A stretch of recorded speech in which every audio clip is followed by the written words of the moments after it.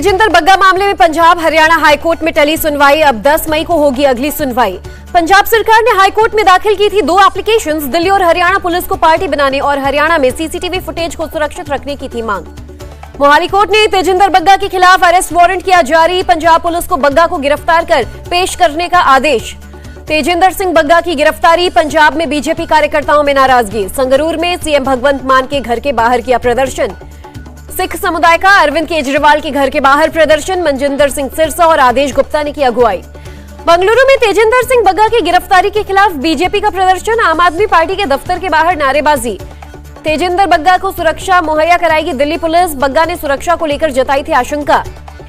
तेजिंदर बग्गा को पगड़ी नहीं पहनने देने का मामला। अल्पसंख्यक आयोग ने 7 दिन के भीतर पंजाब के चीफ सेक्रेटरी से मांगा जवाब। बीजेपी नेता मनजिंदर सिंह सिरसा का बड़ा आरोप। बग्गा को गिरफ्तार करने आए डीएसपी का देश के सबसे बड़े ड्रग्स तस्कर से संबंध। सिरसा ने डीएसपी कुलजिंदर सिंह को बताया ड्रग्स तस्कर। आरडीएक्स भिजवाने की कही थी बात। जारी किया दस्तावेज। बग्गा मामले में केंद्रीय मंत्री अनुराग ठाकुर ने पंजाब पुलिस की कार्रवाई को गलत बताया। कहा, पुलिस कानून बनाए रखने के लिए होती है, न कि तोड़ने के लिए।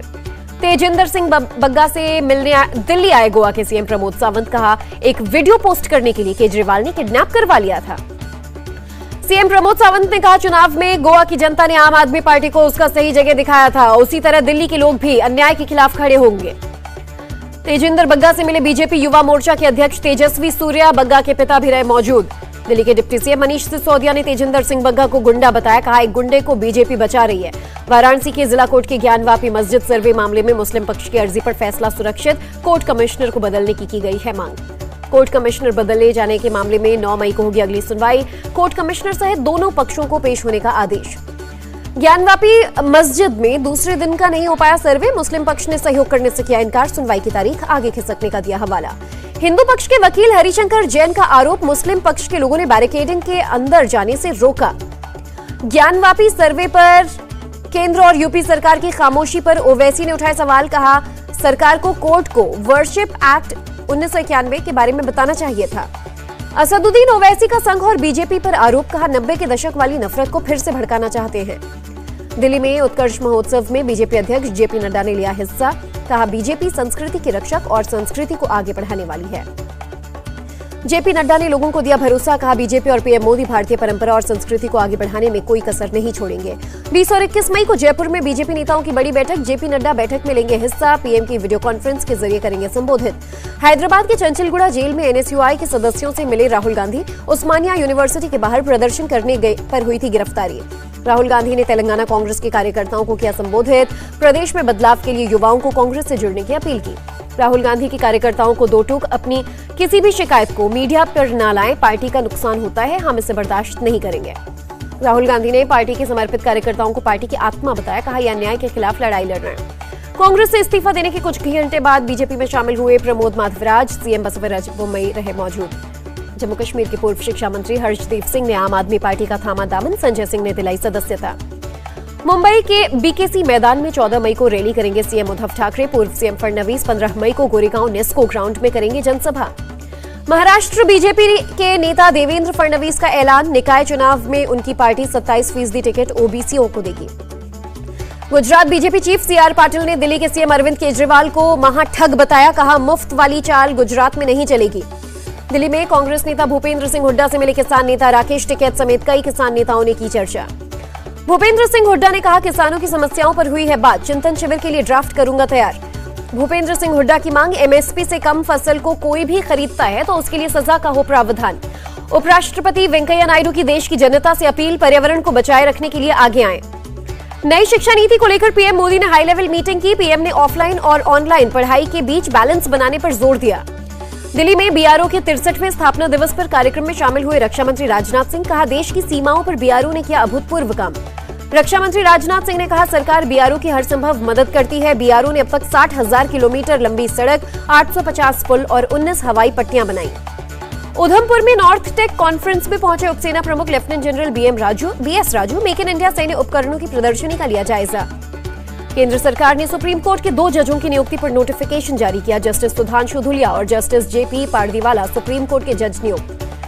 केंद्रीय मंत्री अश्विनी कुमार चौबे का बयान, कोविड की वजह से सीएए का काम स्थगित है, समय आने पर देश भर में किया जाएगा लागू।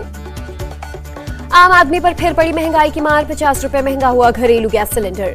एलपीजी की कीमत बढ़ाने पर कांग्रेस का हल्ला बोल, केंद्रीय पेट्रोलियम मंत्री हरदीप सिंह पुरी के घर के बाहर प्रदर्शन। एलपीजी की कीमत बढ़ाने पर राहुल गांधी ने मोदी सरकार पर साधा निशाना, कहा आम जनता महंगाई बेरोजगारी से है परेशान। कांग्रेस नेता सचिन पायलट ने गैस की कीमत बढ़ाए जाने की निंदा की, कहा मोदी सरकार लोगों को ठग रही है।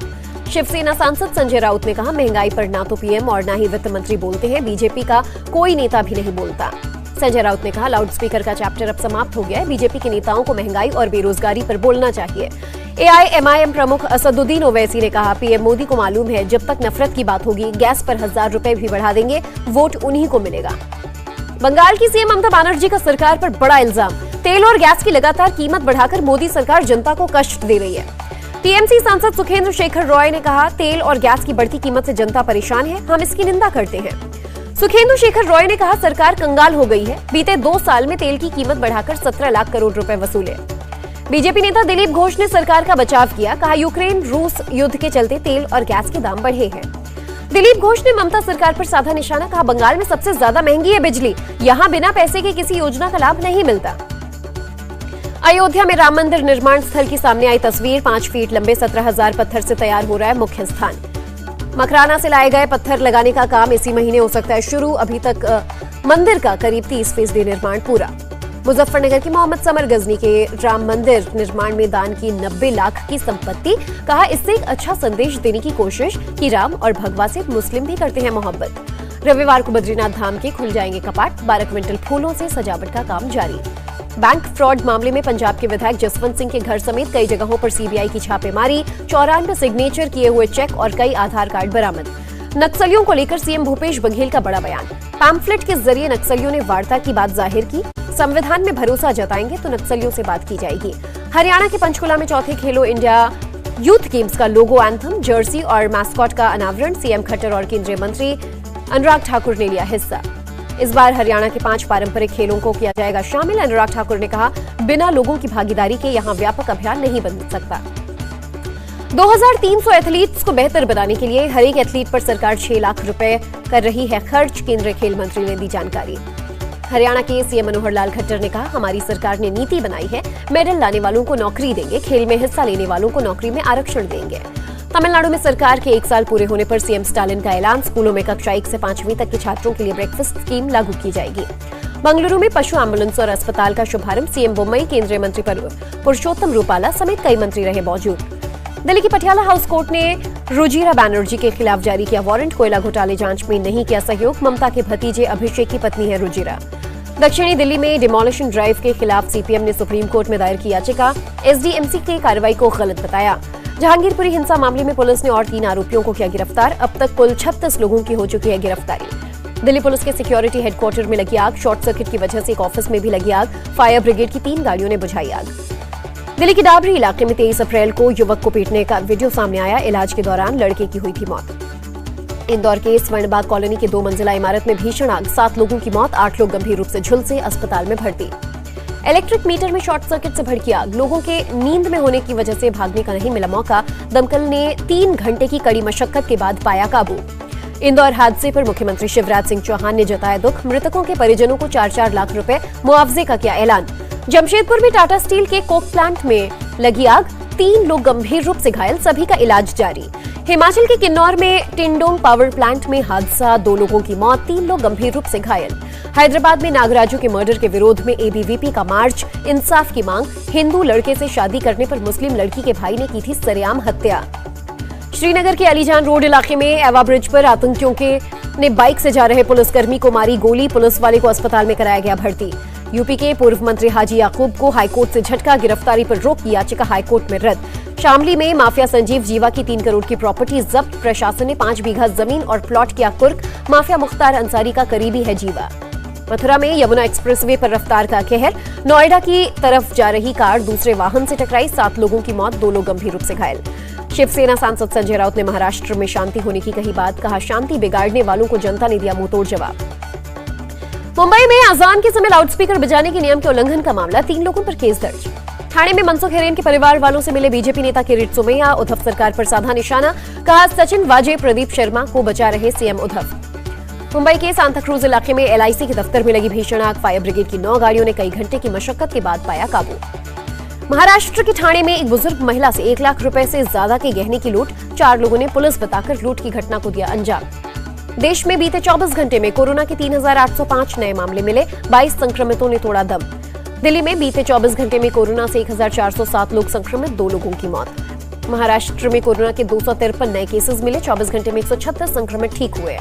कर्नाटक में 24 घंटे में कोरोना से 171 लोग संक्रमित, प्रदेश में कोरोना के 1,945 एक्टिव मामले।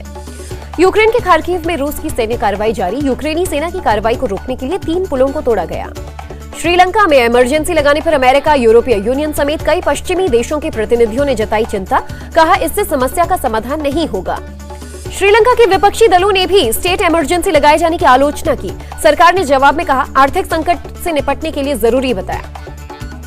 अफगानिस्तान की महिलाओं के लिए तालिबान का नया फरमान, सिर से पैर तक ढकने वाला बुर्का पहने, संस्कृति का सम्मान का दिया हवाला।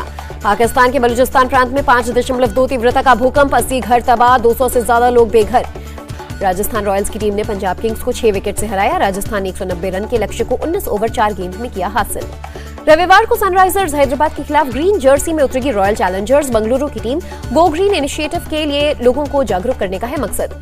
कान फिल्म फेस्टिवल में रेड कार्पेट पर वॉक करती दिखेंगी अदिति राव हैदरी, वीवो इंडिया को करेंगे रिप्रेजेंट। इंडिया टीवी हर वक्त हर जगह डाउनलोड करने के लिए सर्च करें India TV news Google play store या ऐप स्टोर पर।